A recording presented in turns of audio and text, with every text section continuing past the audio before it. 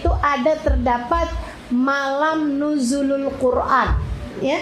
Malam 17 Ramadan kita sebut malam nuzulul Quran. Kali pertama Al-Quran turun itu pada malam tersebut. Nabi itu turunin Quran tuh maghrib, Ibu Susil.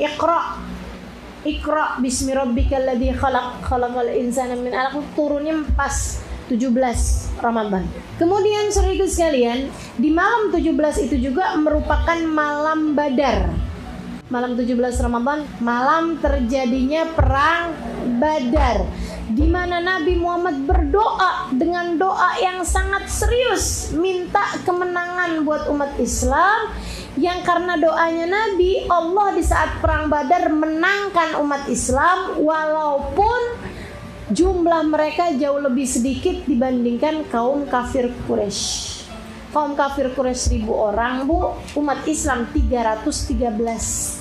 Namun orang Islamnya yang berhasil menang, alhamdulillah, di perang tersebut 313 orang mengalahkan pasukan 1000 orang tersebut karena dibantu oleh para malaikatnya Allah. Ibu-ibu berdoa yang benar, insya Allah doa ibu mustajab, karena karunia yang Allah berikan kepada seorang nabi akan terus turun sampai kepada umatnya. Jadi malam 17 ibu kalau doa insya Allah mustajab doanya.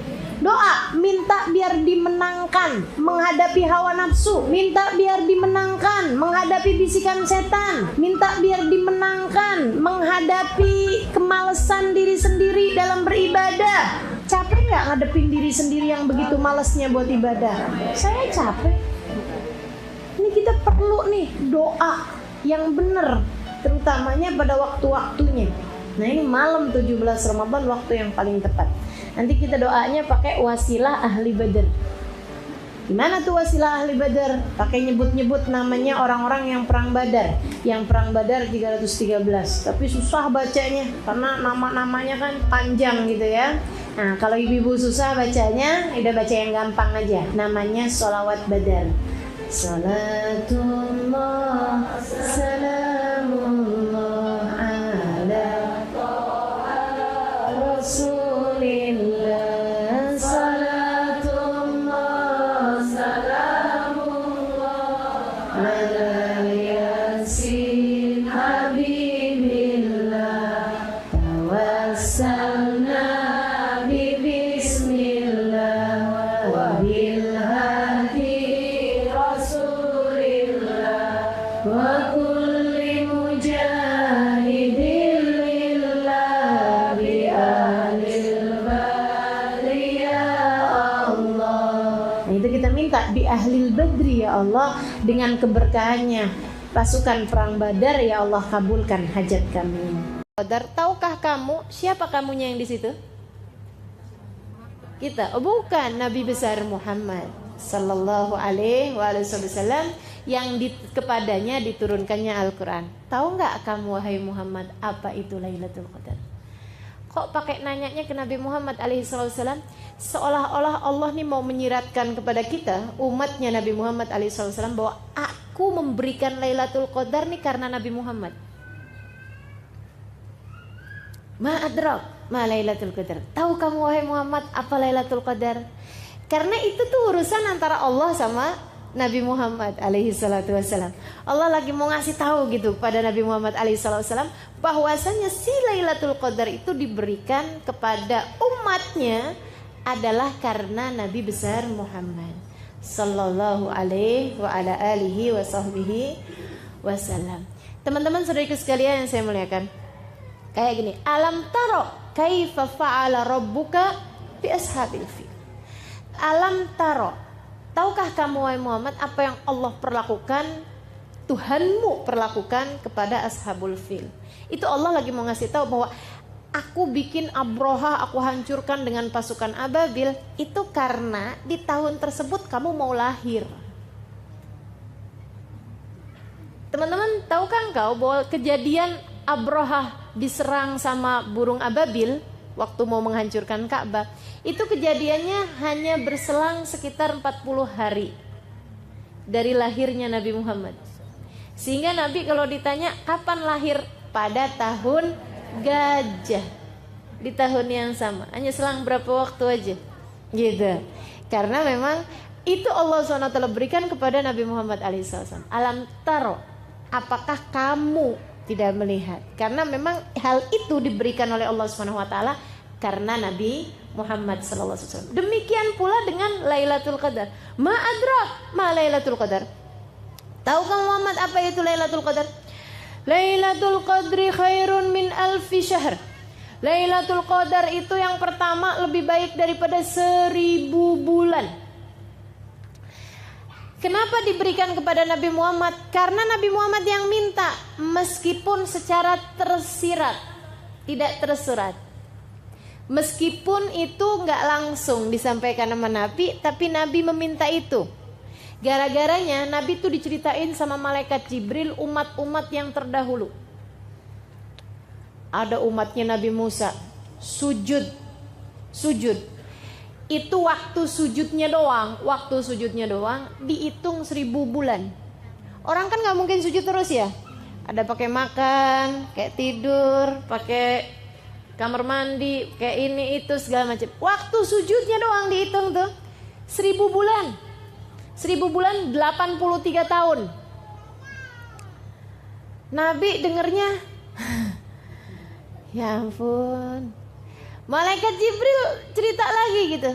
Kata malaikat Jibril, umatnya Nabi yang terdahulu ada yang berjihad fisabilillah, masa jihadnya doang 1000 bulan. Nabi dengarnya ya Allah, sedihnya umat saya. Umatnya Nabi ini umurnya 60 tahun, urusannya banyak bener. Urusannya banyak. Ya Allah, Bu, kok lama gak pengajian? Ustazah, saya mau ngawinin anak. Gitu katanya. Mau ngawinin anaknya kapan, Bu? Tahun depan. Kenapa sibuknya dari sekarang?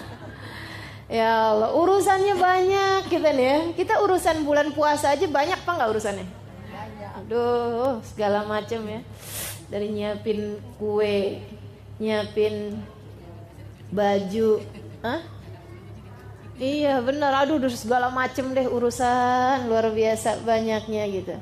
Padahal ini bulan yang kita udah khususkan buat ibadah, segitunya aja urusan yang selain ibadah, ruwetnya luar biasa banyaknya. Ini Nabi jadi sedih.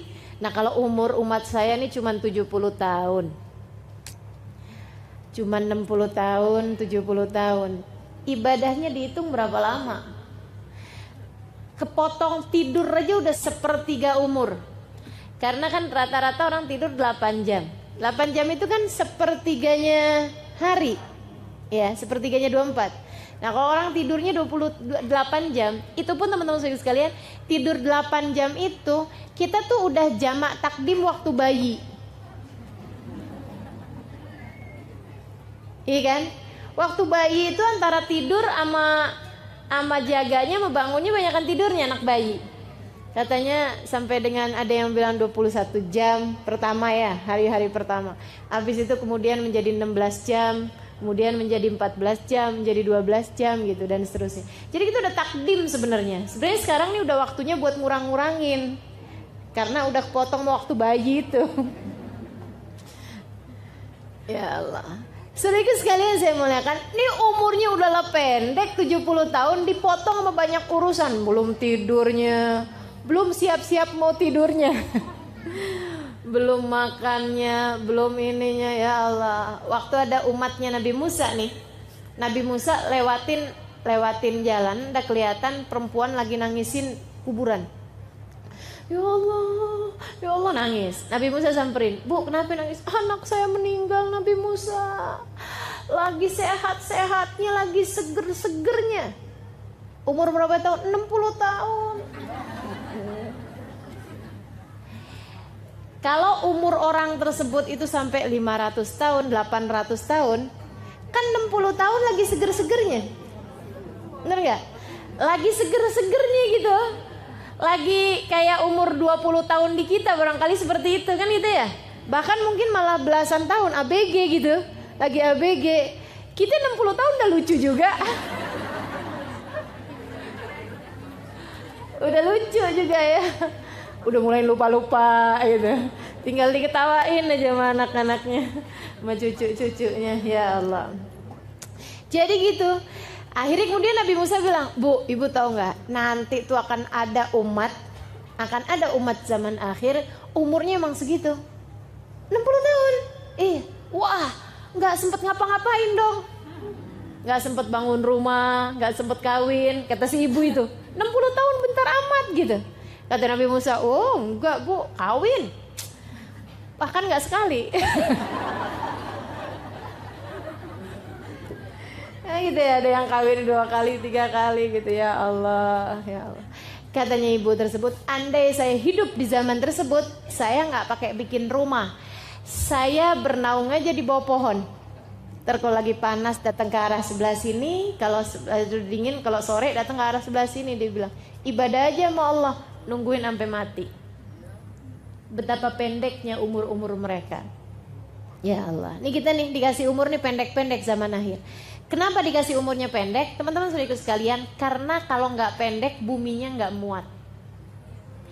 Umat terdahulu badannya gede-gede, umurnya panjang-panjang. Kenapa? Karena buminya masih lebar, orangnya masih dikit.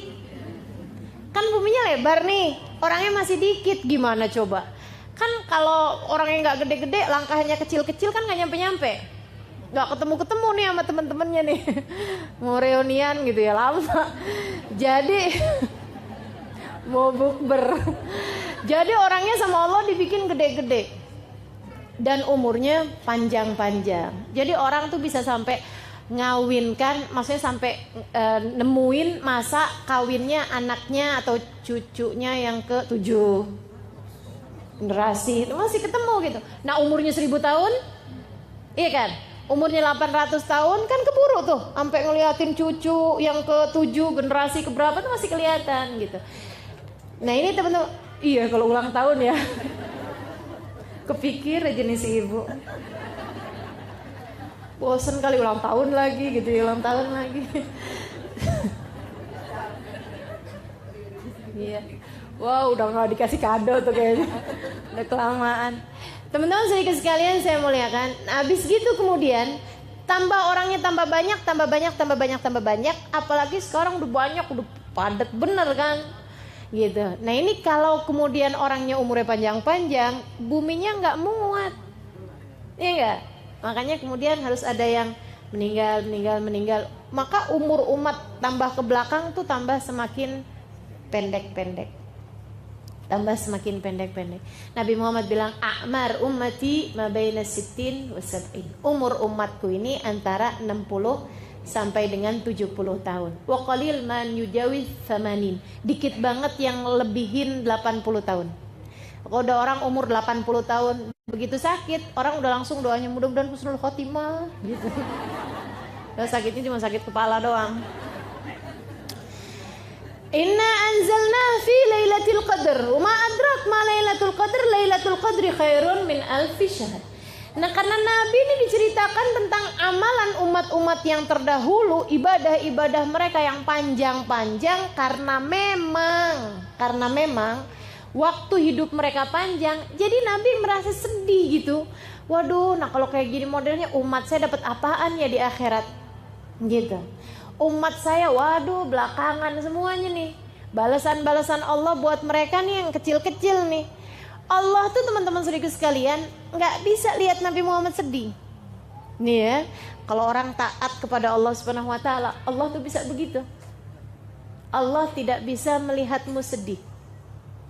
Kalau kita berada dalam jalan taat, kalau kita berada dalam jalan takwa pada Allah Subhanahu Wa Taala, Allah tidak bisa melihat air mata kesedihan jatuh dari pipimu. Kenapa kamu? Oh, dijahatin sama siapa? Ma itu. Gitu ya, dihindarkannya kita dari segala hal yang membuat kita sedih. Tapi kalau kitanya jalan taat kita nggak tempuh, ya mau gimana? Ini Nabi Muhammad alaihissalam jalan taat terus. Jadi Allah ngelihatnya, kenapa Muhammad sedih? Umur umat saya pendek-pendek, ya Allah. Oh tenang, bukan umurnya kemudian dipanjang-panjangin, bukan. Akan tetapi Allah kemudian melipat gandakan amal sehingga Allah mengatakan Lailatul Qadri khairun min alfi syahr. Sesungguhnya malam Al-Qadar itu lebih baik daripada 1000 bulan. Artinya Siapa yang ibadah di situ seperti beribadah 83 tahun alias 1000 bulan. Kita nggak usah perlu ngabisin waktu 1000 bulan, nggak usah. Cukup ketemu malam Al-Qadar itu aja, langsung teman-teman saudaraku sekalian copy paste 1000 bulan. Yang kita kerjakan malam itu sama malaikat langsung di copy paste 1000 bulan. 83 tahun. Bahkan bukan 1000 bulan tapi khairun, lebih baik. Berapa kelebihannya? Wallahu a'lam. Allah yang memberikan sesuai dengan kemurahannya Allah. Ada yang 1000 bulan ditambahin 500 bulan. Ada barangkali yang 1000 bulan ditambahin 1 bulan. Ada yang ditambahin, tergantung dari kemurahannya Allah Subhanahu wa ta'ala. Saudariku sekalian yang saya muliakan, ibadah malam itu doang. Jadi nih, kalau kita malam Lailatul Qadar kita sholat taraweh. Seperti sholat taraweh setiap malam selama 1000 bulan. Jelas ya? Siapa yang baca Al-Quran dari jam 10 misalnya sampai dengan jam 12 malam, itu seperti membaca Al-Quran setiap jam 10 sampai jam 12 malam selama 1000 bulan, selama 83 tahun lebih. Gitu. Langsung copy paste yang kita lakukan tersebut menjadi 1000 bulan. Makanya hati-hati, jangan sampai pas Lailatul Qadar kita lagi ngomel, di copy paste omelan semua, gak asik bener ya. Seperti ngomel 1000 bulan, gak asik. Ya Allah, ya Allah. Lailatul Qadar khairun min alfi syahr. Teman-teman, ini Lailatul Qadar buat siapa sih? Buat kita lah. Buat kita, umatnya Nabi Muhammad SAW. Ada sebagian orang tuh yang kalau membahas Lailatul Qadar kayaknya tuh yang, saya dapat Lailatul Qadar, ya nggak mungkin lah, kayak gitu. Itu sih siapa gitu, ulama gitu, aulia gitu, orang-orang soleh gitu dapat Lailatul Qadar. Yang kayak kita gitu, model-model kayak kita dapat Lailatul Qadar, nggak mungkin. Katanya gitu, nggak mungkin gitu. Teman-teman sedikit sekalian yang saya muliakan, satu hal, Lailatul Qadar itu dapat nggak dapat, semua yang dilakukan malam tersebut oleh seseorang langsung berlipat ganda menjadi 1000 bulan. Kamu mau dilipat gandakan yang bukan taat? Mau dilipat gandakan yang maksiat? Naudzubillah, bener kan? Serem bener gitu. Jadi memang kita harus cari, makanya biar pas nepatin Lailatul Qadar pas kita lagi taat gitu.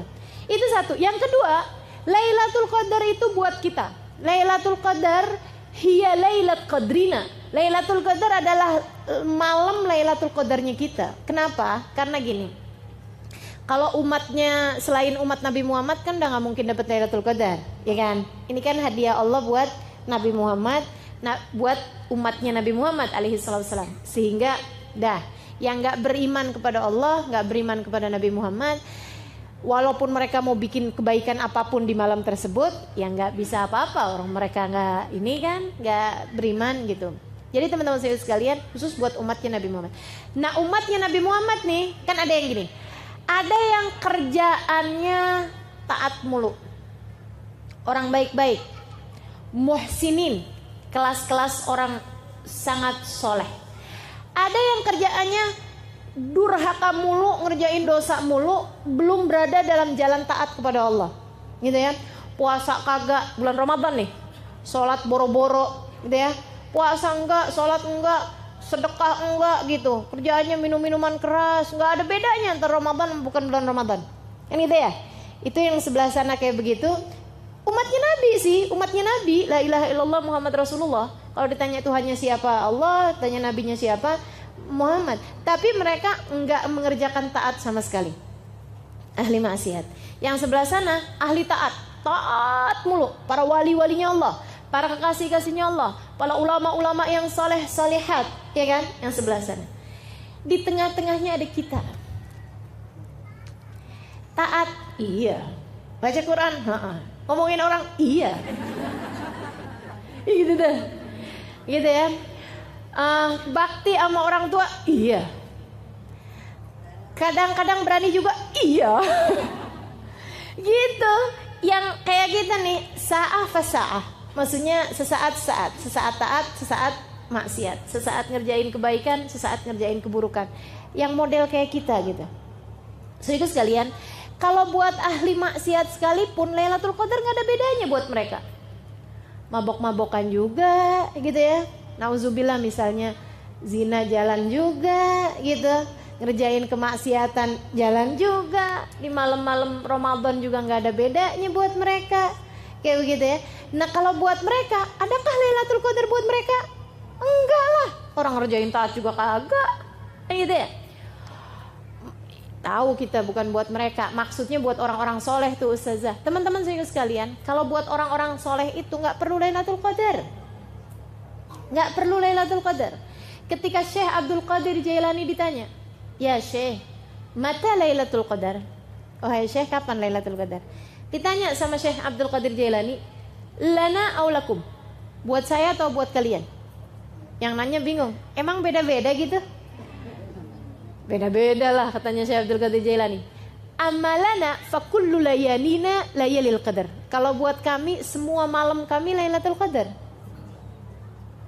Setiap malamnya ibadah pada Allahnya luar biasa, menghadap Allahnya luar biasa, hatinya nyambung sama Allahnya, nggak ada lupanya. Orang-orang yang begitu datang subuh, ya Allah sedih bener, berhenti waktu munajat saya dengan Allah. Nah yang kayak begitu kan tiap malamnya Lailatul Qadar. Yang saya ceritakan sepanjang malam sholat Hubabah Khadijah itu dari Mekah, saya lihat dengan mata kepala saya sendiri sepanjang malam, padahal itu lagi di Mina, lagi hari yang sangat capek-capeknya. Beliau sepanjang malam, bener-bener sampai subuh teman-teman saya sekalian. Sebelahan tempat tidur mas saya, jadi saya liatin sepanjang malam tersebut. Ya Allah, luar biasa benar. Nah buat orang-orang yang seperti mereka ini, fakullu layalihim layalil qadar. Setiap malam-malamnya adalah malam-malam mendapatkan rahmat, mendapatkan karunia, mendapatkan kemuliaan dari Allah Subhanahu wa taala. Nggak perlu nunggu Lailatul Qadar buat mereka. Ini yang kayak kita nih, yang rencana mau baca Quran 2 juz baru dapat 2 lembar udah ngantuk. Ini kan, yang kalau terawih modelnya tinggal ngitungin rokaat mulu. Berapa sih gitu. Yang kalau terawih nyarinya kalau nggak yang paling dikit rokaatnya, kalau nggak yang paling cepet bacanya. Nih yang model-model kayak kita nih teman-teman perlu Lailatul Qadar. Istilah katanya nih ya, ini kayak semacam mall. Nih ceritanya nih. Kita nih tiap hari dari rumah kita pergi ke tempat kerja ngelewatin satu mall, satu toko besar mall gitu ya. Kita tuh setiap lewat dari etalasenya tuh kita liatin barang-barang bagus-bagus bener. Tapi harganya gila. Andai kita lihat sendal, sepatu 10 juta. Gaji berapa bulan tuh ya? Kan gitu ya. Teman-teman sekalian, tiap hari kita lihat ya ampun tuh kerudungan kayaknya halus, bagus gitu ya. Tapi kita liatin harganya, ya ampun, gitu 500.000. Ya udah deh, mendingan buat beli pampers. Punya anak kecil soalnya. Saya sekalian, jadi ini kita ngelihat barang-barang di situ bagus-bagus, cakep-cakep, tapi mahalnya naudzubillah, gitu kan? Sehingga setiap lewatnya cuman kepengenan aja gitu. Satu hari mereka ada kasih tulisan big sale pada tanggal gitu ya, sekian, jam sekian sampai jam sekian. Misalnya tanggal 24 Juni, sehari sebelum lebaran. 24 Juni. Jamnya jam 11 malam sampai dengan jam 11.30 malam. Setengah jam doang. Diskonnya teman-teman sekalian, yang asalnya harganya 10 juta menjadi 10.000. Kan saya cuman bilang ada tuh, nggak ada. Langsung nanya di mana Ustazah. Dasar perempuan ya. Teman-teman sekalian, yang asalnya harganya berapa gitu jadi berapa gitu. Murahnya tuh sampai turunnya 10 kali lipat. Turun harganya 10 kali lipat. Ini kita langsung akan yang, oh ya, hari itu saya ngapain? Rencananya mau mudik, enggak jadi, batal mudik. Gitu ya. Atau apapun gitu, kita akan usahakan. Apapun yang hari-hari itu, kita akan datengin tempat tersebut karena kita pikir kalau hari-hari biasa, orang-orang kaya itu nggak usah pakai nungguin jam itu. Mereka emang bisa kebeli mahal-mahal gitu, ada duitnya. Nah orang-orang kaya kita nih, kan gitu ya, yang sekalian nggak pernah tertarik sih nggak masalah. Cuman yang kayak saya nih yang setiap lewat kepengen, tiap lewat kepengen, kan gitu ya. Ya ampun, cuman itu kesempatannya, ngantri deh. Kalau perlu ngantri dari beberapa jam sebelumnya, gitu ya. Pokoknya yang penting bisa kebeli itu barang-barang. Nah itu teman-teman saudara sekalian, seperti itulah kira-kiranya Lailatul Qadar. Dilipat gandakan, bukan hanya menjadi berlipat ganda 1000 kali lipat, bukan, tapi seperti 1000 bulan. Jadi lipat ganda 1000 dikali lagi 30, karena kan isinya sebulan adalah 30. Kali 1000 kali 30. Belum tertarik juga? Muslimkah Anda? Kan gitu jadinya. Mukminkah Anda? Umat Nabi Muhammadkah kamu? Kalau belum juga tertarik sama Lailatul, maka Lailatul Qadar adalah Lailat Qadrina, adalah Lailatul Qadarnya kita. Yang buat yang kayak kita mesti cari kasih-kasihnya Allah Subhanahu wa taala. Mereka nggak perlu Lailatul Qadar untuk dapat rahmatnya Allah, untuk dapat kelipatan amal, kan gitu ya. Kalau dibilangin seperti sholat 1000 rakaat, mereka mah nggak pakai seperti, teman-teman. Mereka sih emang ngerjain sholatnya 1000 rakaat. Nah kalau kayak kita kan perlu yang seperti bener gak? Yang kayak kita nih, sholatnya sih 10 rakaat, tapi seperti 1000 rakaat, kan kita yang carinya kan yang begitu, gitu. Nah itu Lailatul Qadar tuh seperti itu, seperti beribadah 1000 bulan. Insya Allah. Lailatul Qadri khairun min alfi syahr. Itu aja belum. Tanazzalul malaikatu warruhu fiha. Pada malam tersebut turun. Tanazzalul malaikah ay tatanazzalul malaikah. Maksudnya turun daf'atan ba'da ukhra, rombongan demi rombongan malaikat. Nah yang disebut malam tuh dari kapan ke kapan sih? Jadi saya waktu kecil dulu punya anggapan bahwa Lailatul Qadar tuh kejadiannya beberapa menit di sebagian malam. Dulu saya pikir begitu. Pas Lailatul Qadar pas ada beberapa menit gitu terjadi Lailatul Qadar. Enggak gitu teman-teman. Lailatul Qadar itu dari maghrib sampai subuh. Itu Lailatul Qadar. Sebab yang namanya malam itu hitungannya adalah dari ghurubus syams, dari maghrib gitu ya, sampai ke tulu'ul fajr as-shadiq, sampai ke datangnya waktu subuh gitu. Yang kita nggak puasain tuh itu namanya malam. Tsumma atimmus syiyama ilal lail. Kemudian sempurnakanlah puasa kalian dari pagi itu, dari terbit fajar sampai ke malam. Kapan malam? Yaitu maghrib itu adalah waktunya malam sampai ke datangnya waktu subuh. Itu terjadi Lailatul Qadar sepanjang malam. Apa aja yang terjadi pada malam tersebut? Amal ibadah langsung berlipat ganda. Ditandainya dengan apa? Tanazzalul malaika. Tanazzal, turun rombongan demi rombongan para malaikat. Jadi dari awal maghrib tuh malaikat turun, malaikat turun, malaikat turun, terus aja gitu sampai sayapnya malaikat, kepak-kepak sayap malaikat, kabarnya susun-susun dari langit bumi ini sampai ke batasan yang tidak ada habisnya. Sayyidina Ali meriwayatkan dari hadisnya Nabi Muhammad alaihissalam, katanya Nabi, malaikat itu sampai yadur baina sufufil muslimin, sampai desek-desekan jumlahnya malaikat itu, sampai desek-desekan di antara soft-softnya orang Islam. Jadi ini kalau ada sholat tarawih pas malam Lailatul Qadar, yang hadir 1000 orangnya, malaikatnya bisa 3000, 5000 gitu, sampai desek-desekan malaikatnya menghadiri sholat tersebut. Bukan mau sholat, bukan, cuman mau hadirin, menyaksikan orang-orang yang sholat. Seorang ulama mengatakan, di salah satu kitab tafsir mengatakan bahwasanya jumlahnya malaikat yang diturunkan Allah pada malam tersebut lebih daripada jumlahnya kerikil di atas muka bumi ini. Ka'adadil hasa, seperti jumlahnya kerikil yang ada di atas muka bumi ini. Berapa banyak? Waduh, banyaknya luar biasa. Tanazzalul malaikatu. Wah, mereka jadi saksi siapa aja yang ibadah pada malam tersebut. Jadi kalau di malam itu ni min kulli amrin kata Allah. Waruh dan malaikat Jibril ikutan turun juga. Ada juga yang mengatakan ruh itu nama malaikat, ada nama malaikat namanya malaikat ar-ruh. Gitu ya.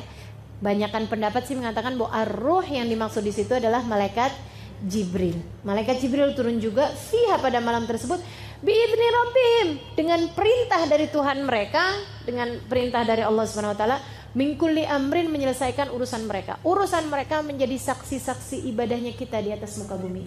Teman-teman saudaraku sekalian, saya kalau ingat ini nih mikirin, ya Allah, Allah tuh ya bikin Lailatul Qadar udah sampai serepot itu. Maksudnya sampai sesibuk itu, sampai sepenting itu, gitu ya. Kalau kemudian kitanya cuman nonton TV, ini kan kayaknya ya Allah, aku udah turunin sampai segala malaikat buat jadi saksi kamu ngerjain kayak beginian. Kitanya tidur, nggak ada apa-apanya, nggak ada gerak sama sekali. Maksudnya nggak kepikiran hal-hal yang berbau kebaikan, gitu ya. Kan rasanya kan kayak ngenes bener. Nanti kalau dibuka tayangannya nih kita di akhirat, oh ya Allah nyeselnya. Aduh tuh coba aja tuh. Jangan sampai terjadi yang seperti itu. Mari pergunakan Ramadan yang kali ini, jangan sampai kelewatan. Dari di saat terjadi Lailatul Qadar, kita sedang berada dalam taat pada Allah Subhanahu wa taala. Saudaraku sekalian, berlipat ganda 1000 bulan. Itu ya. Kemudian yang berikutnya lagi adalah ibadah kita disaksikan oleh ribuan malaikat. Yang mana malaikat tersebut akan memintakan ampun dosa-dosa kita. Ketika kita lagi istighfar, diistighfarin sama malaikat. Ketika kita lagi mohon ampun, dimohon ampunkan sama mereka. Maksudnya dimintakan ampunan kepada Allah. Ketika kita sedang meminta hajat-hajat kita, diaminkan doa-doa kita oleh mereka. Para malaikat-malaikatnya Allah yang jumlahnya sangat banyak tersebut itu. Min kulli amrin, untuk menyelesaikan urusan-urusan mereka, menjadi saksi-saksi Allah di atas muka bumi. Karenanya siapa yang malam tersebut kemudian baca istighfar, diaminkan oleh para malaikat, dimohonkan ampun oleh para malaikat, kata Nabi Muhammad SAW, man qama lailatul qadar ghafarallahu lahu ma taqaddam min dhanbi. Siapa yang pas malam Lailatul Qadar dia beribadah, dia mohon ampun, dia sholat, dia ngerjain kebaikan-kebaikan, Allah akan ampuni seluruh dosa-dosanya yang telah lalu. Jadi nggak nunggu sebulan penuh, nggak. Dapat Lailatul Qadar 1 itu doang, udah kelar urusannya. Dosa kita diampuni, dikasih jalan takwa sama Allah Subhanahu wa taala. Masya Allah, jangan sampai kelewatan. Min kulli amrin. Nah, malaikat Jibril dalam salah satu keterangan dari guru saya, beliau mengatakan bahwasanya malaikat Jibril ini yusafih, yusallim man adrak Lailatul Qadar, akan menyalami orang-orang yang dapat Lailatul Qadar. Selamat kamu dapat Lailatul Qadar, selamat kamu dapat Lailatul Qadar, selamat seluruh dosamu diampuni oleh Allah, selamat seluruh dosamu diampuni sama Allah, kayak gitu. Nyalamin orang-orang yang dapat Lailatul Qadar. Sampai katanya sahabat tuh pada nanya, Rasul, kerasa gak sih kalau disalamin sama malaikat Jibril? Ini pertanyaan mewakili kita nih. Jangan sampai pas nanti Lailatul Qadar, karena kita gak berasa misalnya gitu ya, jadinya kita gak tahu gitu kalau kita lagi disalamin. Atau kalau memang gak berasa, ya jangan sampai kita coba ngerasain, ya kan? Kayaknya malaikat Jibril lagi datang. Merinding. Ya Allah. Gak ada, teman-teman kita mah kalau merinding bukan urusan yang kayak begitu-begituan, bukan. Lain gitu rasanya gitu. Gak ada gitu, belum jadi ahli batin ya yang bisa ngerasain yang begitu. Mudah-mudahan sama Allah dikasih kapan waktunya bisa ngerasain yang rasa-rasa yang begitu. Tapi nggak usah cari-cari, maksudnya nggak usah cari-cari di malam-malam ini rasa nih kayaknya lagi disentuh nih dada saya sama malaikat Jibril, nggak usah. Sebab katanya Nabi Muhammad nggak berasa, walakin yajid burdahu hattus sabah, dia akan merasakan ketenangan hatinya sampai dengan esok harinya. Gitu ya. Tanazzalul malaikatu warruhu fiha biidzni rabbihim min kulli amrin salamun. Kebahagiaan, kedamaian, rahmat, karunia Allah berikan di atas muka bumi. Hiya, malam tersebut, hatta matla'il fajar, sampai terbit fajar, sampai matla'nya fajar, sampai ketika datang waktunya pagi.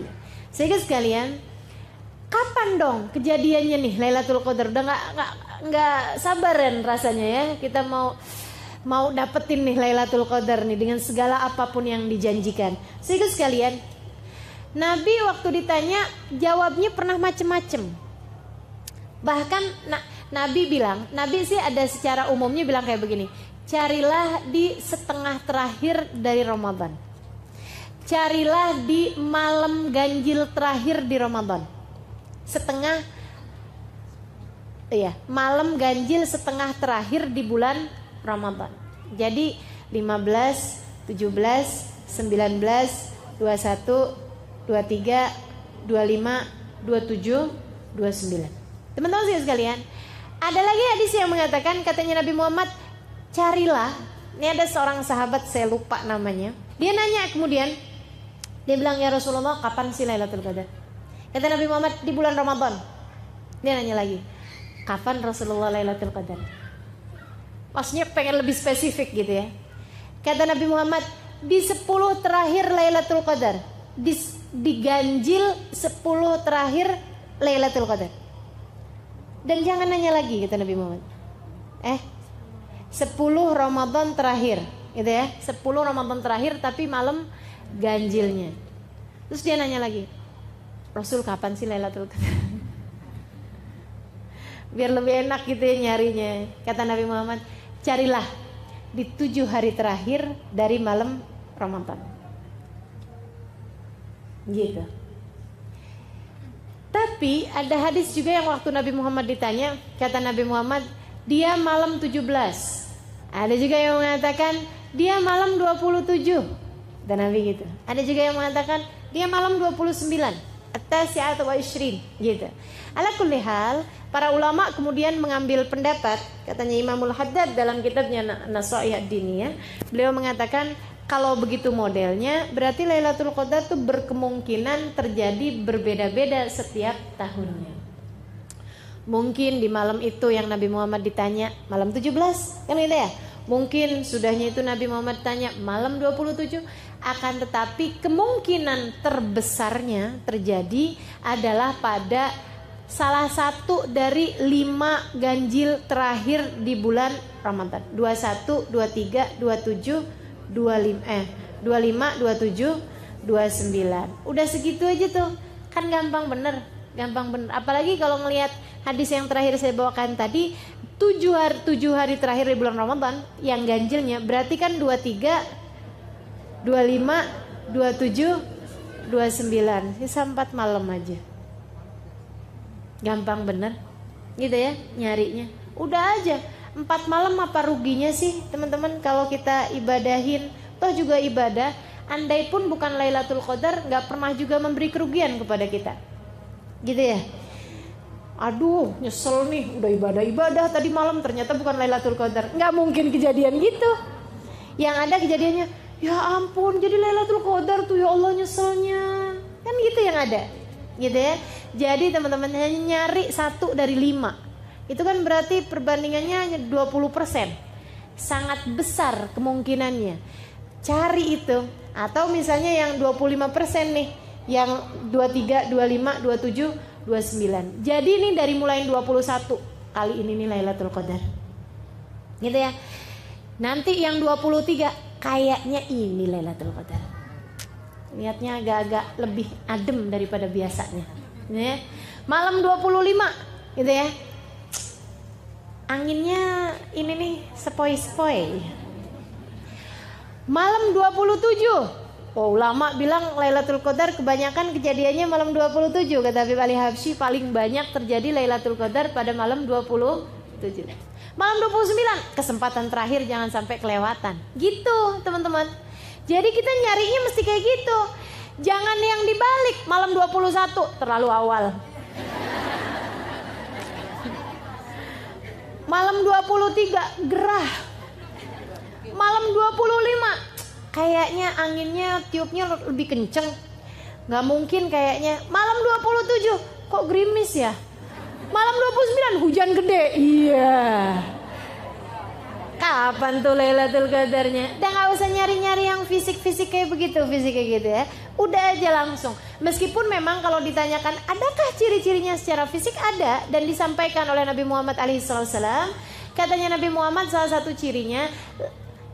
cirinya adalah bahwa bulannya tuh kelihatan lebih terang daripada biasanya. Bolehlah kita lihat-lihat nanti ya. Bulannya kan gak penuh karena kan sudah lewat dari tanggal 15. Itu kan tanggal-tanggal 21, 23, 25, 27, apalagi 29 mungkin malah udah ini ya, udah tipis banget bulannya. Tapi tuh kalau misalnya tanggalnya yang masih ada bulannya kayak 23, 25 kan masih ada bulan walaupun kecil. Itu bulannya tuh kayak terang banget gitu. Salah satu ciri fisiknya ya. Kemudian yang berikutnya lebih dingin daripada biasanya kalau lagi panas. Jadi kalau pas lagi kenanya lagi musim panas kayak sekarang kita nih kan panas tuh gerah. Nah kalau ada hari yang lebih dingin gitu, ini kayaknya malam ini lebih dingin. Bukan mah kata anaknya, AC-nya udah saya dinginin. Kemudian yang ketiganya adalah kalau ada angin, anginnya itu tiupnya nggak kenceng, maksudnya sepoi-sepoi kayak gitu ya. Itu salah satu dari ciri-cirinya Lailatul Qadar. Kemudian lagi yang terakhirnya malah justru kelihatan besok paginya. Dan ini sepakat. Ada banyak hadis yang mengatakan hal yang sama. Jadi kelihatan besok paginya saat matahari terbit, laisa fiha syu'a. Si mataharinya terbitnya enggak punya cahaya. Mataharinya tuh terbitnya tuh kayak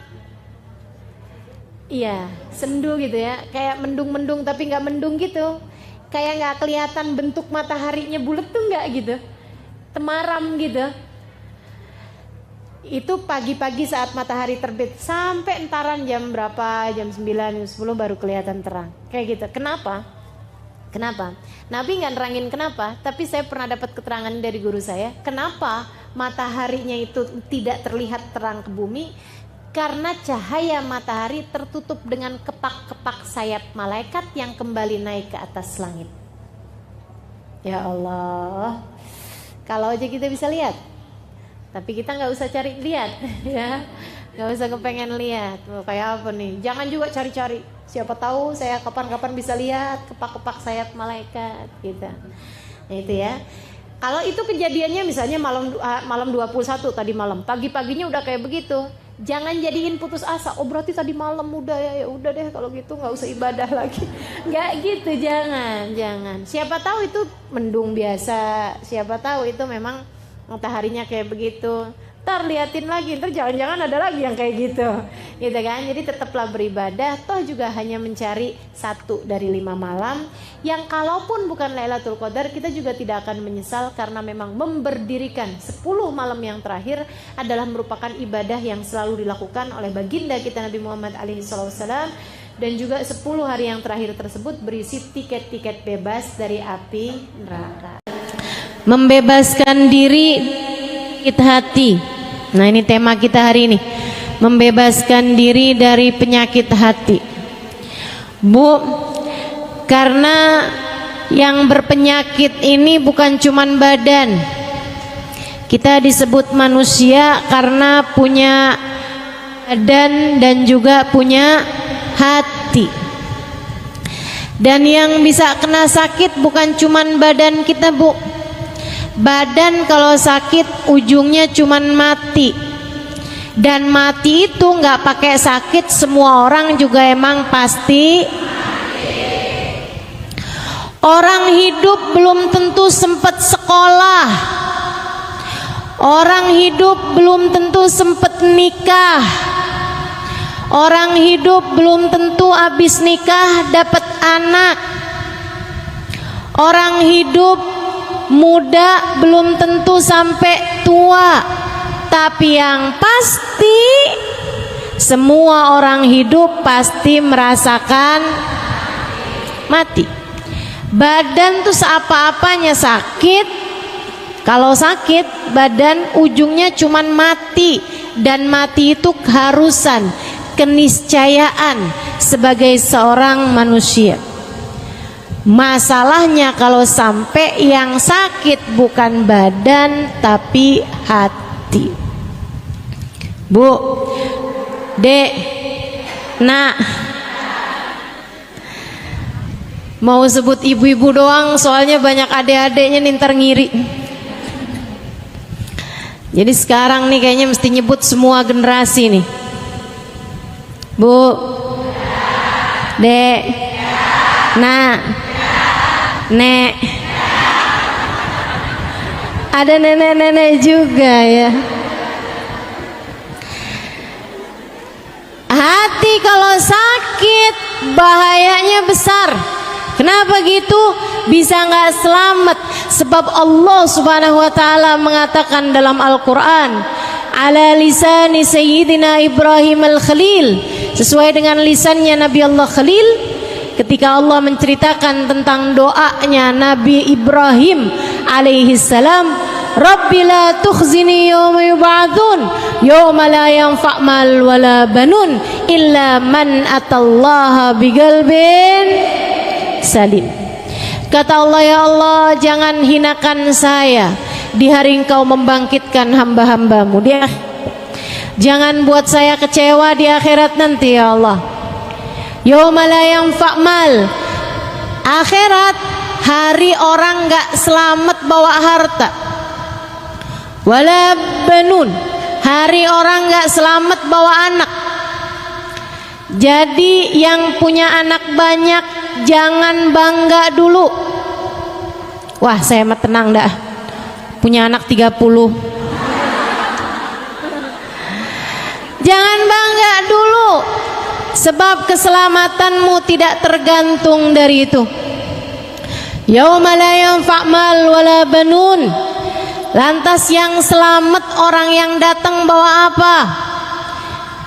Illa man atallah biqalbin salim. Yang selamat adalah orang yang datang pada Allah dengan bawa hati.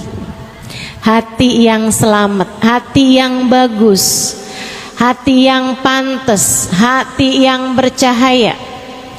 Pemilik-pemilik hati yang bercahaya inilah yang kelak di hari akhirat akan hidup dalam keadaan nikmat.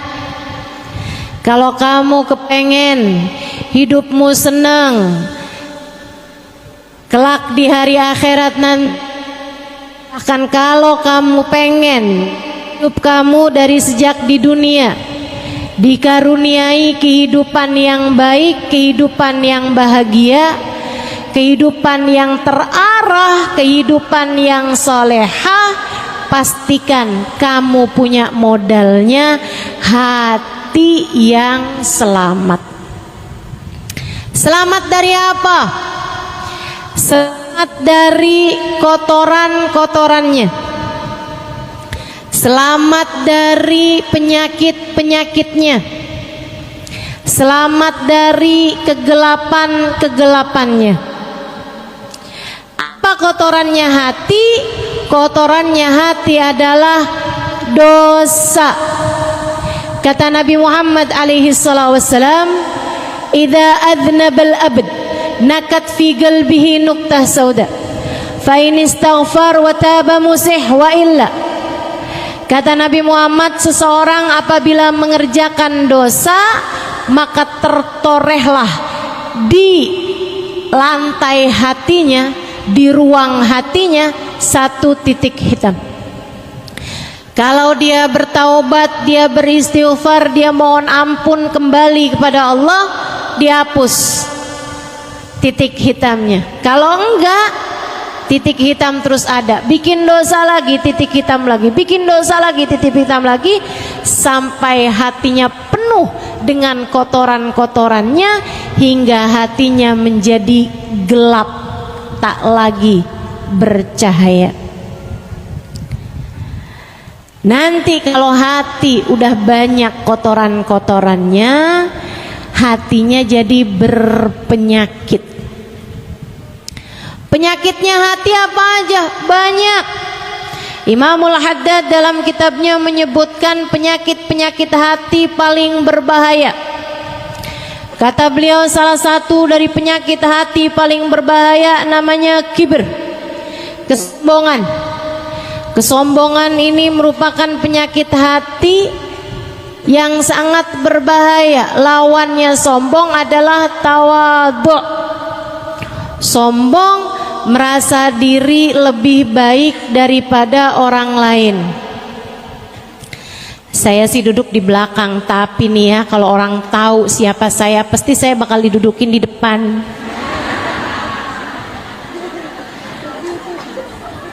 Sebelahan mau ustazah, kalau perlu dipangku mau ustazah.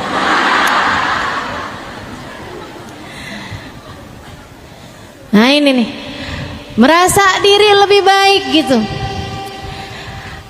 Ada orang yang duduk di depan tapi merasa dirinya tidak lebih baik daripada yang duduk di belakang. Nah itu mestinya emang kayak gitu.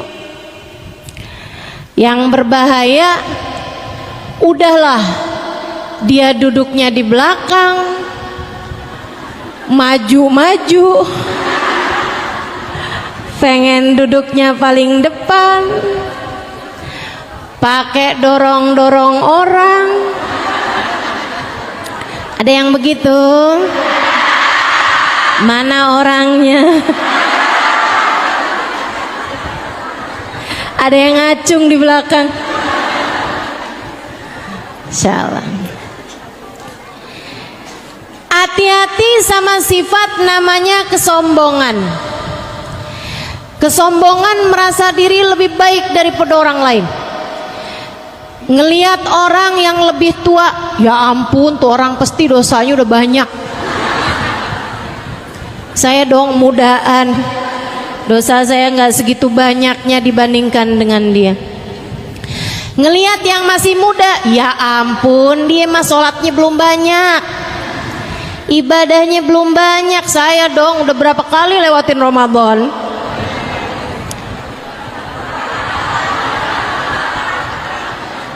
Ngerasa diri lebih baik daripada yang muda-muda. Apalagi kalau ditambah saya haji bukan cuman sekali, halo. Jadi panggilannya udah bukan hajjah lagi tapi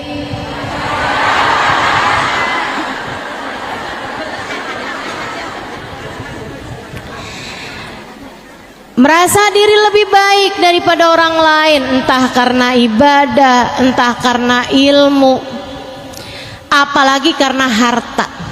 Ini paling bahaya nih. Kenapa gitu? Karena sebenarnya kalau ibadah dan ilmu memang merupakan sarana Allah meninggikan derajat seseorang. Orang jadi mulia karena ibadahnya, orang jadi mulia karena hartanya. Segitunya aja kita tidak boleh merasa berbangga, merasa lebih dari orang lain karena ibadah kita ataupun karena ilmu kita.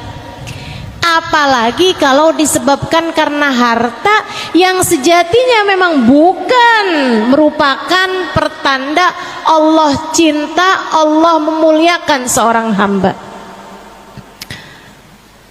Ya ampun tuh orang pada miskin-miskin banget ya, hidup di dunia aja terkutuk.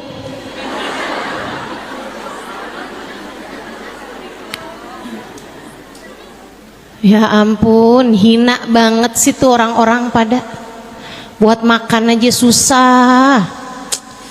Duh, baru di dunia aja udah ditunjukin ya siapa orang mulia, maksudnya dia, dan siapa orang yang hina. Innalillahi. Kalau kamu dengan harta kekayaanmu merasa lebih mulia daripada mereka yang miskin, bisa jadi kalau kamu hidup di zamannya Nabi Musa, kamu akan menganggap Fir'aun lebih mulia daripada Nabi Musa, karena Fir'aun jauh lebih kaya daripada Nabi Musa. Hati-hati. Kalau kamu hidup di zamannya Nabi Muhammad, bisa jadi kamu akan menganggap Abu Lahab, Abu Jahal lebih mulia daripada Nabi Muhammad, karena memang secara harta kekayaan Abu Lahab, Abu Jahal lebih kaya daripada baginda kita Nabi besar Muhammad. Nyatanya tidak demikian.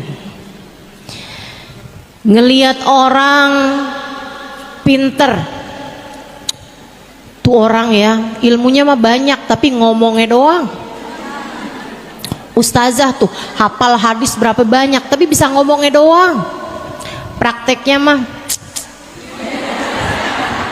kurang. Ada aja. Tahu dari mana? Pasang CCTV apa di rumah ustazahnya? Pasang di CCTV apa di rumah kiainya, di rumah ustadznya? Tidak tahukah kamu 2 rakaat dari orang alim lebih Allah sukai daripada 200 rakaat daripada orang awam? Hati-hati, jangan pernah berkata hal-hal yang tidak baik kepada orang-orang yang berilmu, apalagi jika dia adalah orang yang menyampaikan ilmu sebagai ulama-ulama Allah Subhanahu wa taala. Ngelihat orang alim aja bisa begitu, apalagi kalau dia ngelihat orang bodoh gitu. Ya, ini nih yang katanya Nabi calon penghuni neraka, kebanyakan orang bodoh nih dia nih. Ibadah kagak ngerti, sholat nggak paham, nih dia nih calon-calon penghuni neraka. Terus kamu ngelihat dirimu calon penghuni surga gitu. Hati-hati sama kesombongan, teman-teman saudaraku sekalian. Ngelihat orang lebih tua, dia merasa diri lebih baik. Ngelihat yang lebih muda, dia merasa lebih baik. Melihat yang miskin, dia merasa lebih baik. Ngelihat orang yang kaya, apalagi kaya bener ya, ngepet di mana nih ya? Korupsi nih kayaknya nih. Subhanallah, subhanallah. Terus kamu mau merasa lebih hina tuh dari siapa? Ngelihat orang alim dibilangnya begitu, ngelihat orang bodoh dibilangnya begitu. Ngelihat ahli ibadah, ada orang baca Quran, ibadah benar gitu, dia bilangnya palingan ria. Tuh dia ibadah kayak begitu tuh cuman biar kelihatan orang kayak orang soleh gitu. Padahal aslinya mah hatinya melahen, tuh hatinya lain. Urusan apa kamu sama hati orang? Ngelihat ahli ibadah kayak gitu, apalagi ngelihat ahli maksiat. Ya Allah, tuh neraka kirim salam kali sama dia. Maksiat aja. Ini kesombongan, teman-teman. Tingkat paling berbahaya dari penyakit hati. Yang kita benar-benar minta, saya benar-benar minta kepada Allah Subhanahu wa taala, ya Allah, hilangkan rasa ini dari dalam hati saya ya Allah. Hilangkan rasa ini dari dalam hati saya. Begitu mudahnya, betapa mudahnya kita merasa diri kita lebih baik daripada orang lain. Gampang banget tuh perasaan masuk dalam hati kita. Betul Bu? Ibu ngelihat perempuan pakaiannya terbuka gitu, gimana perasaan hati ibu? Kayak ngerasa kayak yang ya biar kayak gimana ya Ustazah, biar kata gimana gitu kan, yang lebih mirip bidadari kan tetap saya. Di keadaannya kayak begitu tuh Ustazah, gimana coba?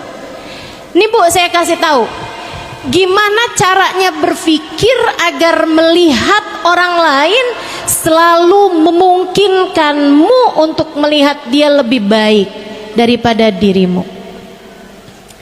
Bu,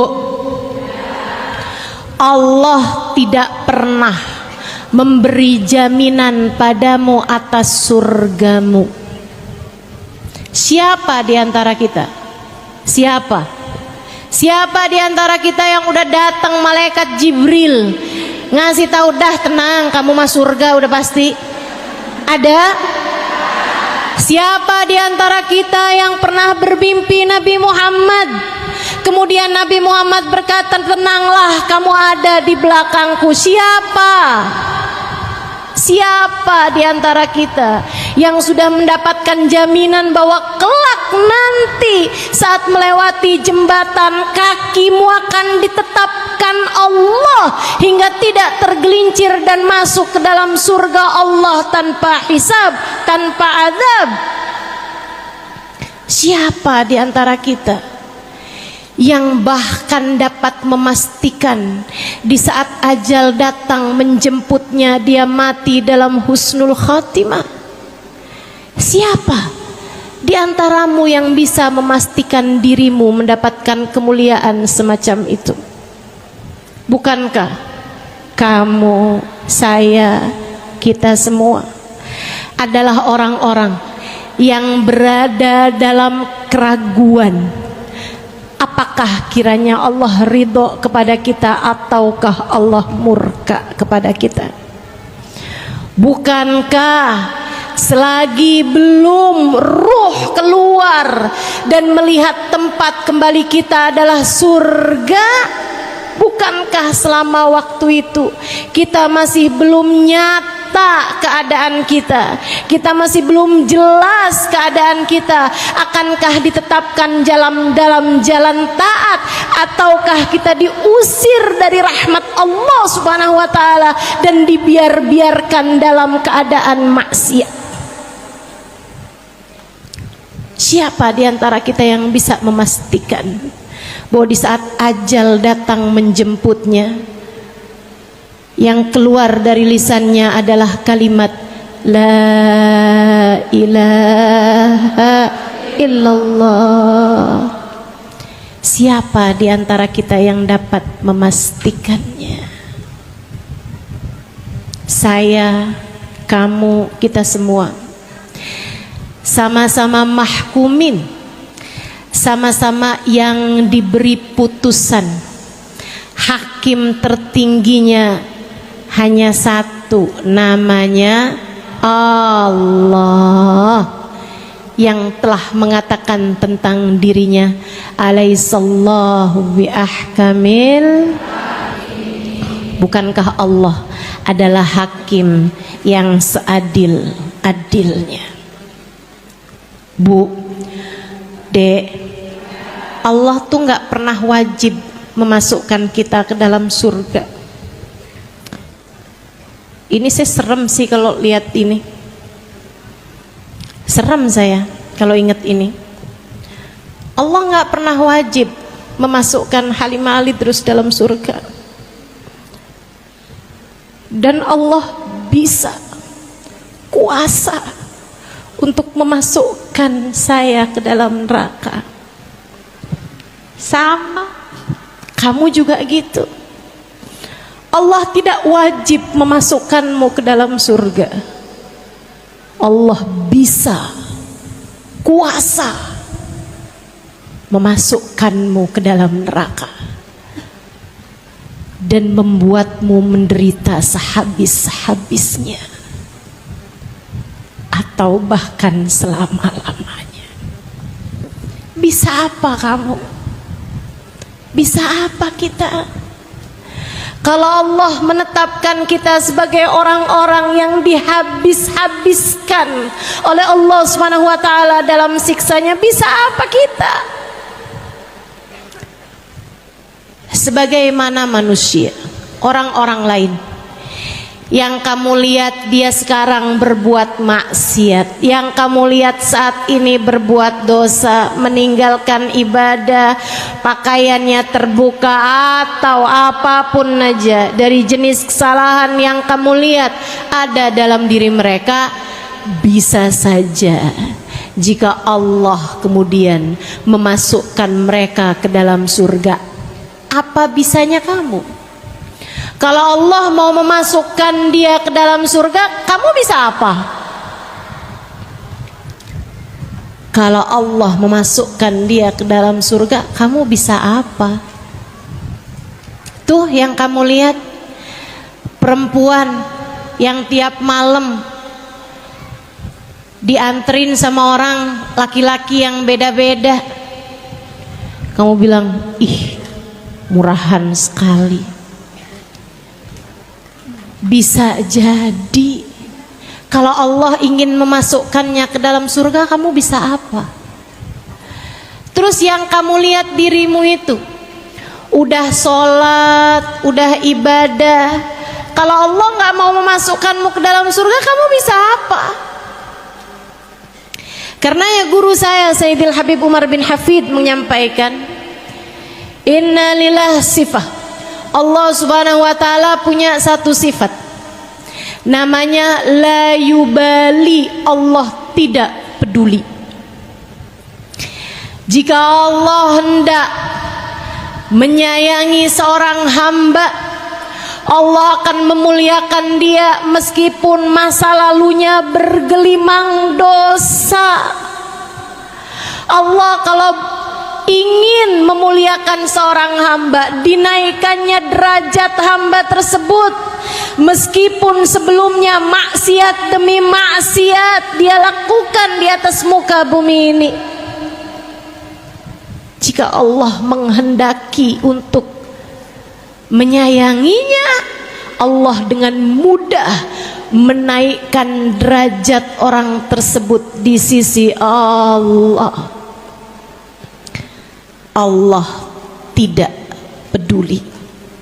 Pun demikian, kamu udah tahajud, kamu udah ibadah, kamu udah ngerjain taat, kalau Allah murka kepadamu, Allah nggak peduli sama apa yang sudah kamu lakukan selama ini. Allah nggak suka sama satu perbuatan kamu, kemudian seluruh amal perbuatan kamu, kebaikan-kebaikannya Allah gugurkan. Allah tidak peduli itu. Makanya hati-hati sama sifat sombong. Tiap kali ngerasa diri, saya dong, tanyakan pada dirimu, memang siapa saya? Saya hanyalah seorang hamba yang jika Allah berkenan, jika Allah menghendaki melemparkan saya ke dalam neraka, saya tak akan mampu berbuat apa-apa. Jika Allah menghendaki untuk memurkai saya tidak dapat berbuat apa-apa. Allah tidak peduli kamu mau anak siapa kek.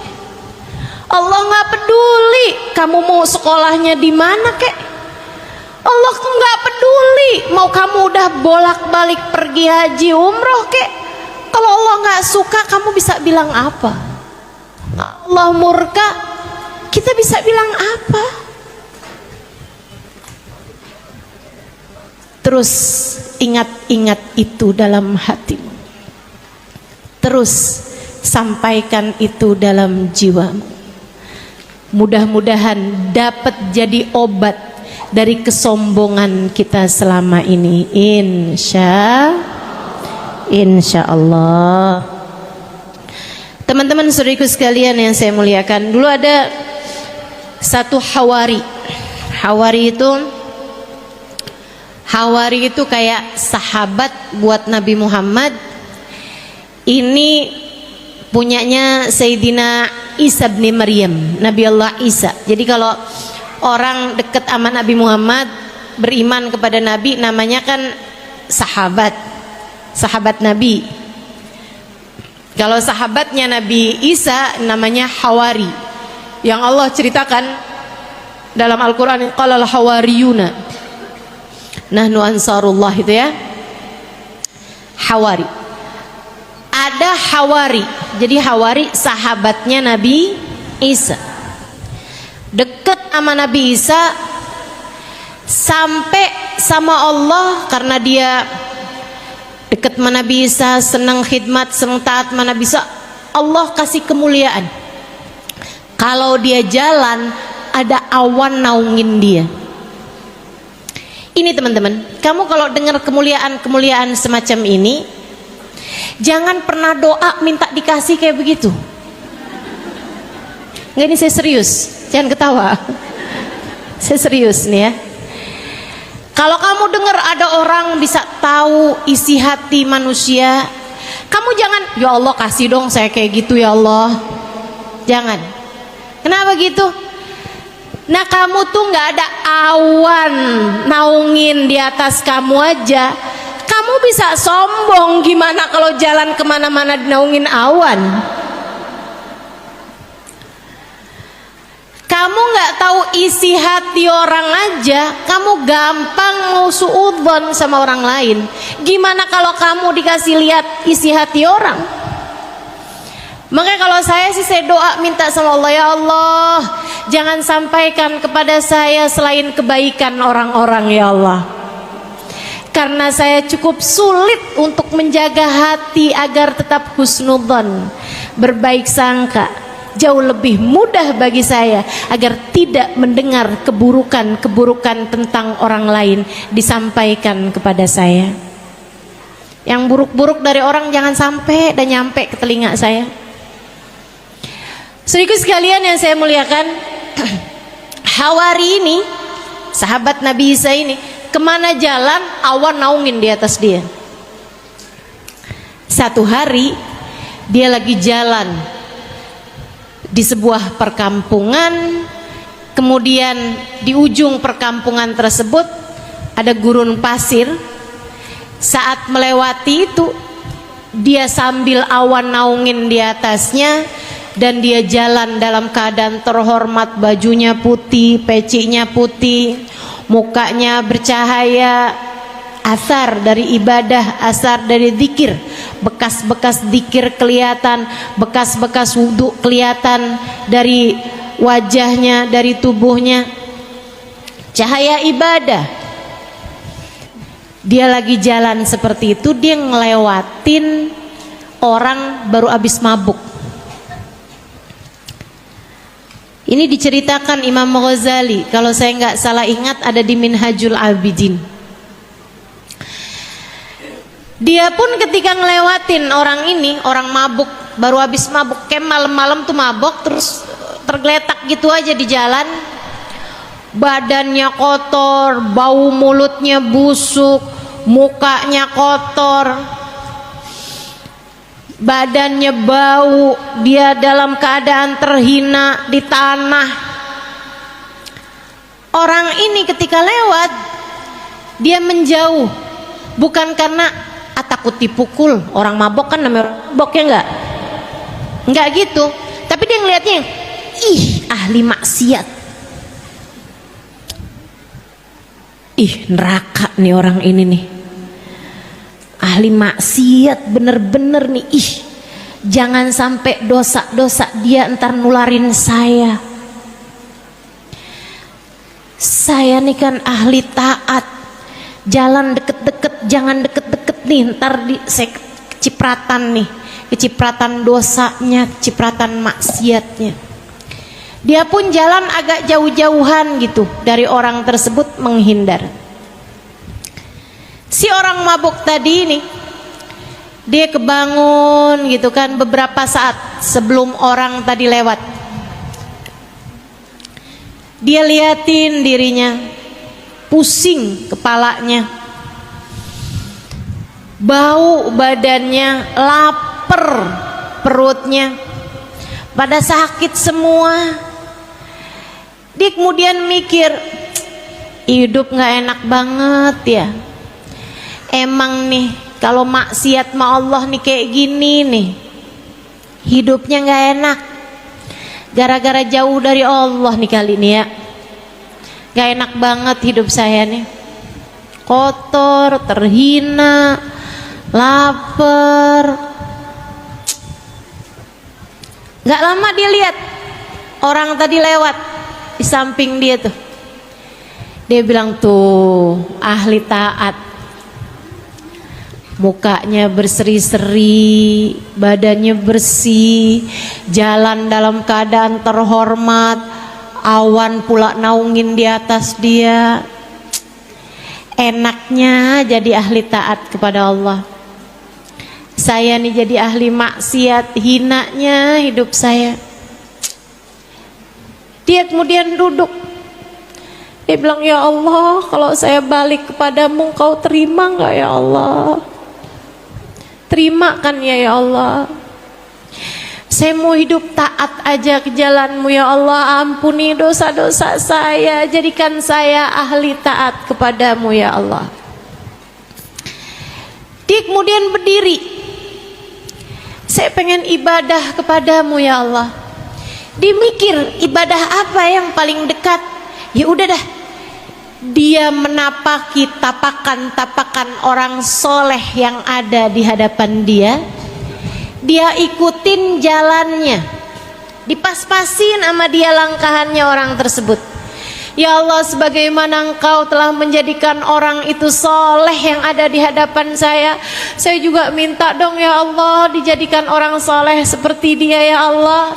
Sebagaimana Engkau memandangnya dengan pandangan penuh keridhaan-Mu ya Allah, pandang saya juga dengan pandangan keridhaan-Mu ya Allah. Muliain saya ya Allah, dunia akhirat, dosa-dosa saya ya Allah.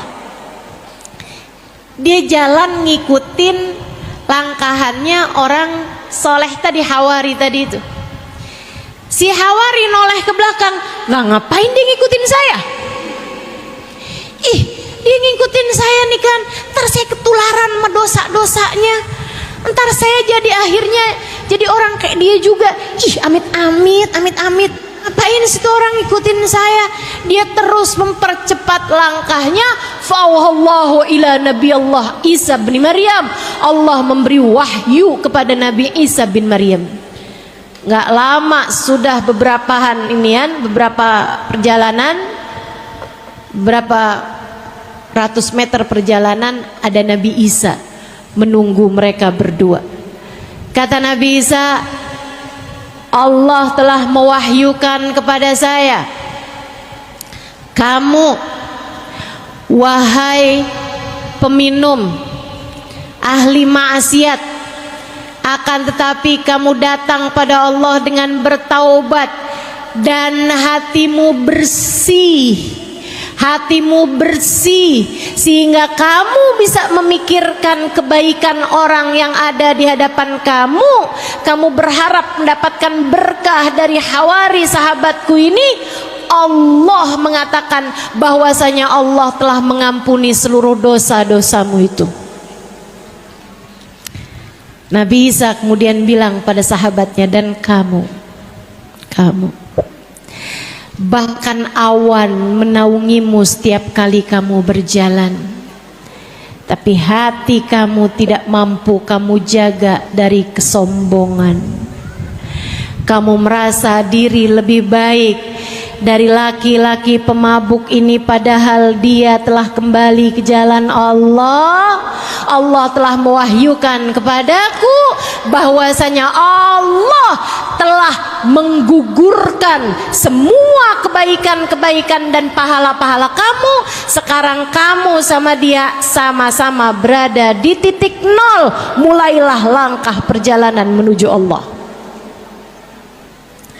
Sejak Nabi Isa bilang kayak begitu, awannya pindah ke pemabuk yang tadi ada di sampingnya. Allah, Bu, nggak peduli. Allah nggak peduli.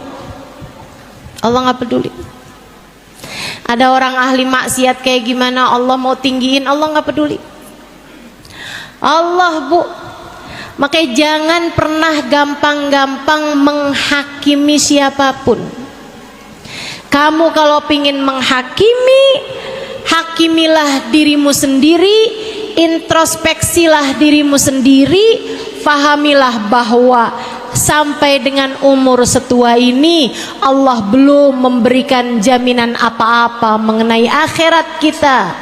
Maka bukankah sebaiknya yang sedang diuji ini berhati-hati?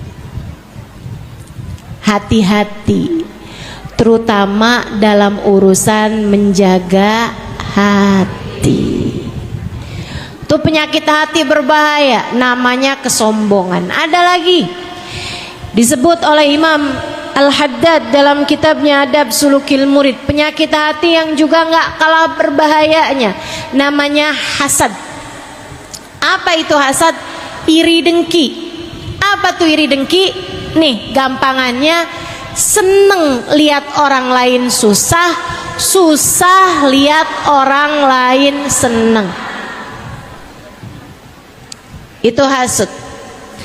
Dan ini juga, jangan kamu ngerasa saya emang nggak punya, aman, saya mah bebas, nggak ada, saya sih nggak pernah iri sama orang lain, nggak pernah iri sama orang lain. Tapi tetangga sebelah ninggiin bangunan, dia naik darah, nggak hasut dari mana? Tetangganya beli mobil, dianya dijemput ambulan.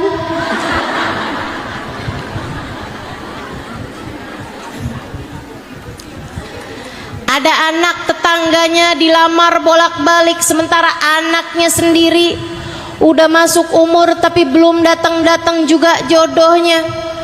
Hatinya kalang kabut, mikir nih jangan-jangan dia guna-guna.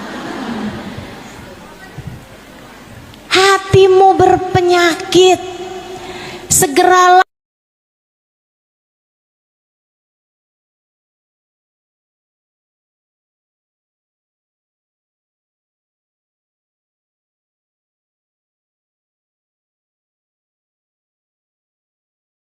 orang lain dapat, namanya iri dengki.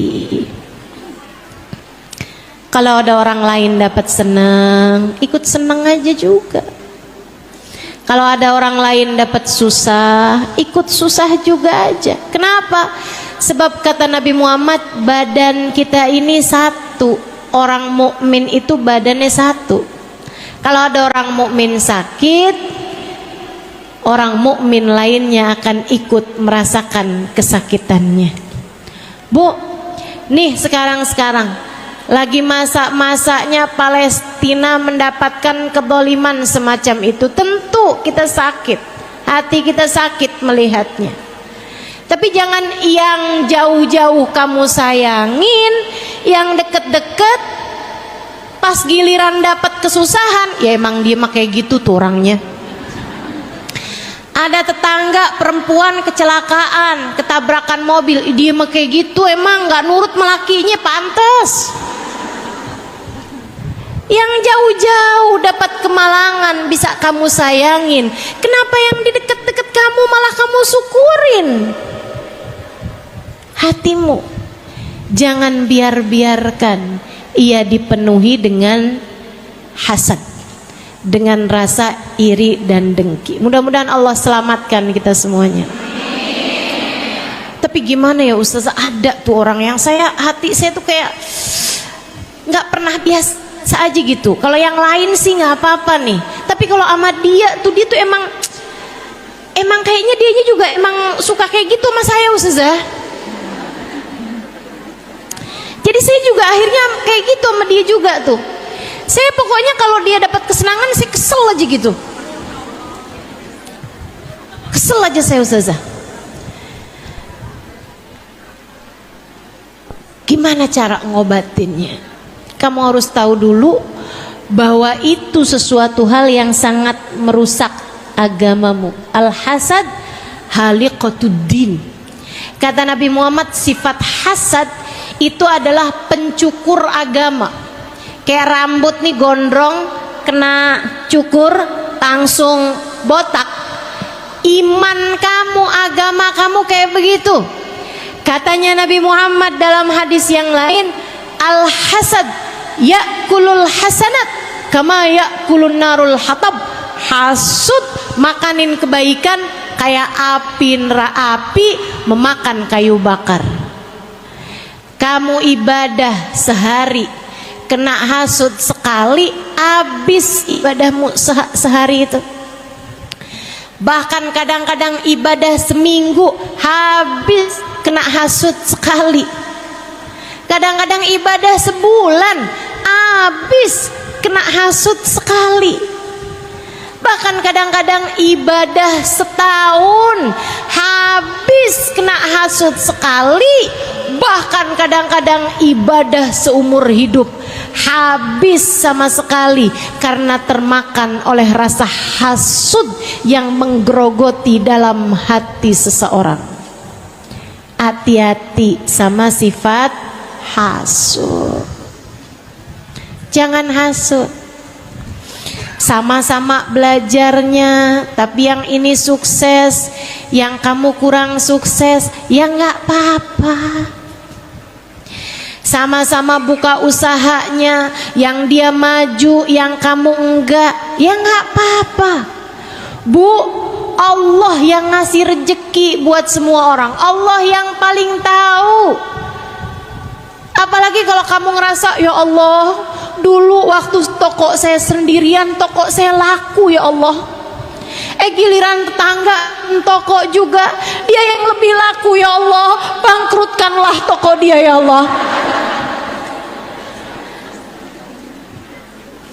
Kamu zalim dengan kamu punya sifat hasud. Kamu merasanya malah diri kamu yang terzalimi. Nah ini kan namanya musang berbulu dong. Gimana mau Allah sayang kalau kayak begitu? Jadi kamu harus ngerasa dulu bahwa itu adalah penyakit. Tiap kali datang kebencian, datang rasa iri, datang sifat hasud nih dalam hati, menangislah kepada Allah. Ini dikasih tahu sama Imamul Haddad obatnya. Yuk bebaskan dirimu. Saya udah kasih tahu tadi obatnya sifat sombong. Dengan kamu berpikir Allah nggak wajib memasukkanmu ke dalam surga, Allah kuasa memasukkanmu ke dalam neraka. Allah juga nggak wajib masukin orang ke dalam neraka. Allah bisa saja memasukkan dia yang paling pendosa sekalipun ke dalam surga. Tuh kalau kamu ingetin terus, agak berkurang kesombongan kamu. Tenang teman-teman, saya ngasih tahu kamu obatnya karena saya penyakitan sama kamu. Jadi saya ngerti gimana cara buat ngobatin penyakit-penyakit dalam diri saya ini. Saya sampaikan kepadamu. Saudaraku sekalian yang saya muliakan, Imam Al-Ghazali dalam kitabnya menceritakan, kalau nggak salah Bidayatul Hidayah, diceritakan tentang gimana caranya ngobatin sifat hasud.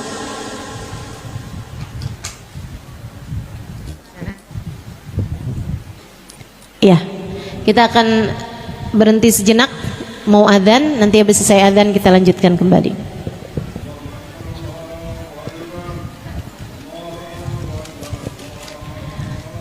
Doa waktu adzan mustajab, kita doa banyak-banyak agar Allah sembuhkan penyakit-penyakit hati kita.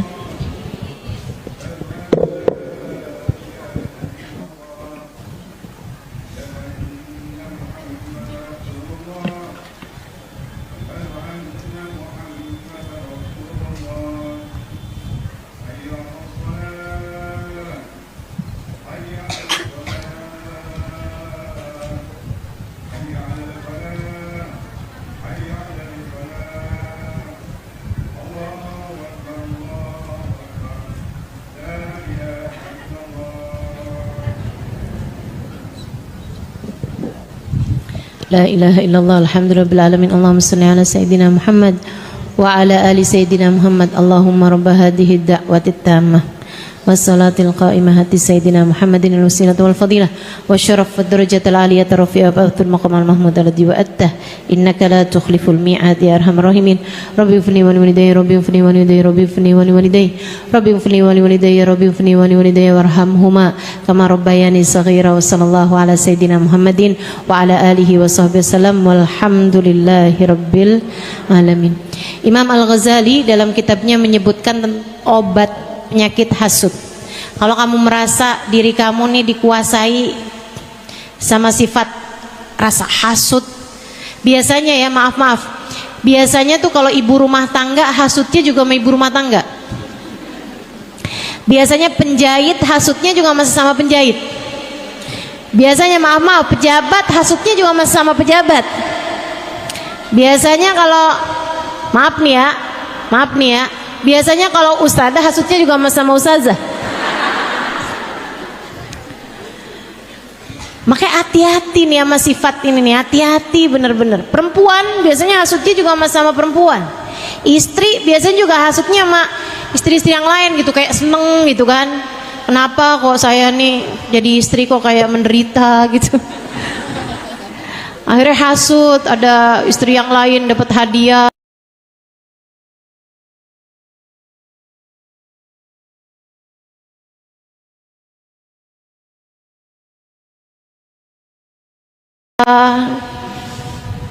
Mudah-mudahan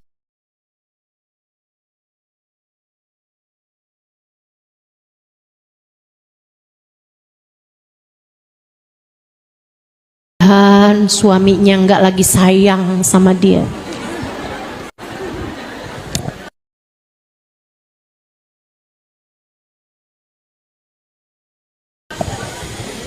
Hati-hati. Ini juga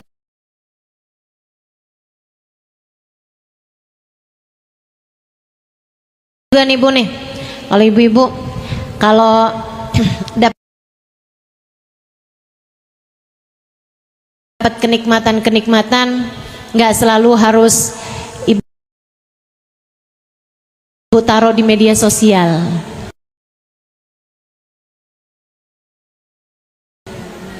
Ya Bu,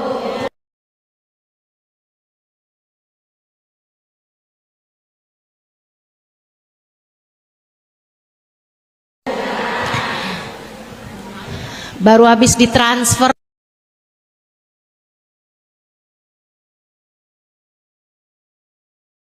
sama suaminya di foto. Terima kasih Beb.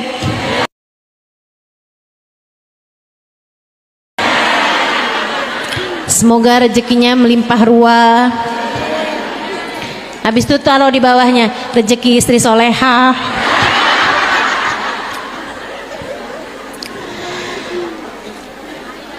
Akhirnya, nah ini yang iri ini kasih tahu nih penyakit atau obatnya sama Imam Al-Ghazali. Kata Imam Al-Ghazali,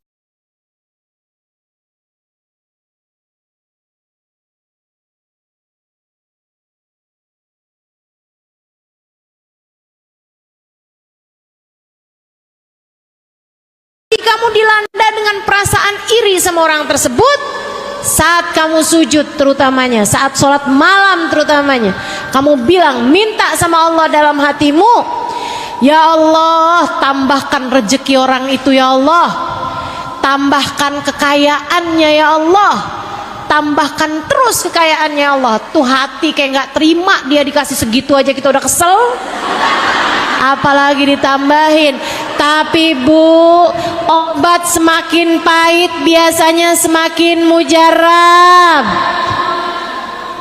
Tambahin, kamu punya teman padahal kamu lebih cakep, kamu lebih pinter masak, kamu lebih pinter menservis suamimu misalnya. Kamu punya teman dia nggak lebih cantik darimu, nggak lebih pinter masak darimu, tapi suaminya sayang banget sama dia. Kamu punya suami, udah segala macam hal kamu lakukan, suamimu marah aja terus, kayak lihat di dahi kamu tuh ada tulisan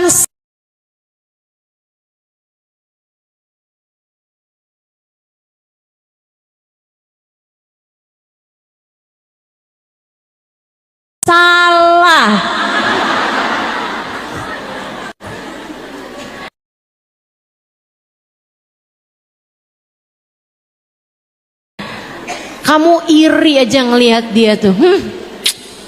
Tuh orang cakep kagak. Nyuguhin sama suaminya beli GoFood.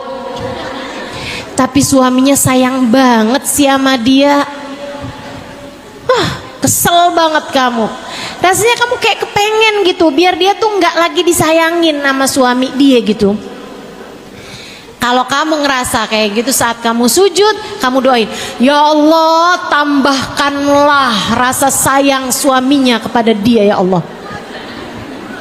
Tuh hati berat banget Bu, saya udah pernah nyoba.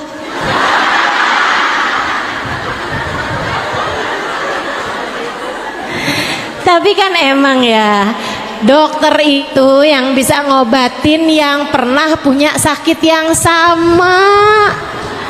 Jadi insya Allah jadi obat buat semuanya. Coba kerjain, coba kerjain, coba kerjain.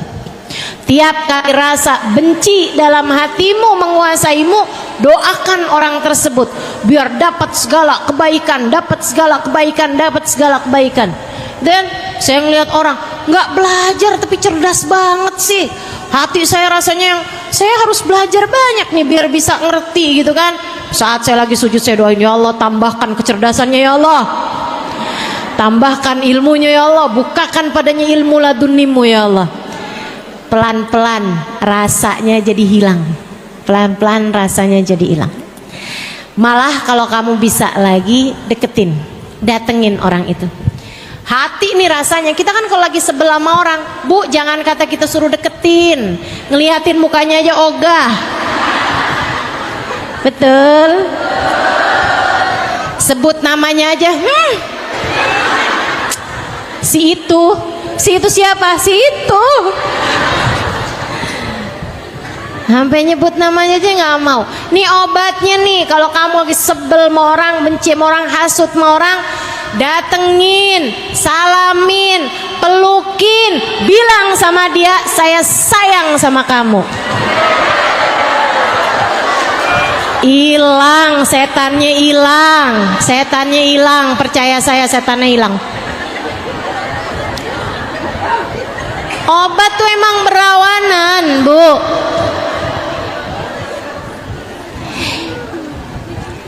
Ini saya lagi nggak bercanda loh ini.